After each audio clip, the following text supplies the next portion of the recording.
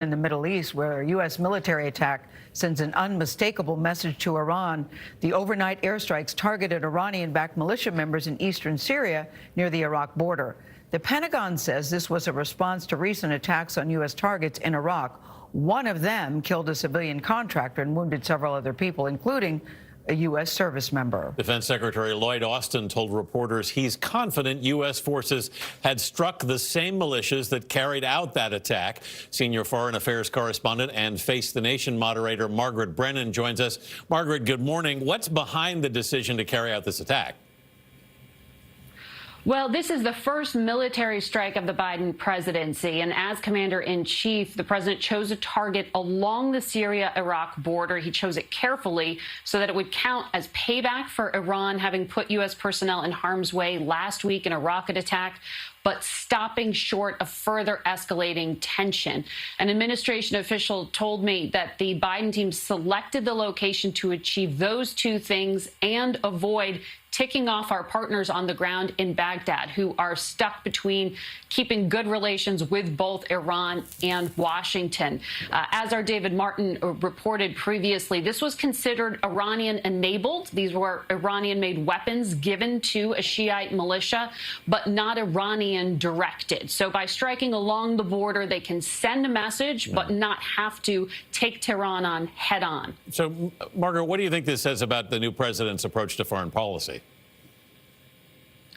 Well, it shows how important keeping his options open with Iran are to him. He is trying to avoid escalating tension, but also felt he couldn't let this go. He had to send a signal. Remember, just last week, the Biden administration put out two diplomatic fishing lines, one to reopen nuclear talks with Iran and also to start talks about releasing American hostages there. So by picking this target carefully, they can say knock it off without saying all other options to begin talks are closed. Margaret, the Biden administration is set to release a report that ties the Saudi crown prince to the murder of journalist Jamal Khashoggi. President Biden spoke with the Saudi king yesterday. What do we know about that conversation? This is an important relationship for the United States. The 85-year-old king, Salman, and President Biden had to have this conversation about the broader relationship. And then this very problematic issue of the son, the 30-something-year-old crown prince, and his direct role in approving the murder of the journalist is something that they would really like to be able to handle without disrupting the broader alliance between the two countries. But the Biden administration is kind of in a box here. They have to look responsive.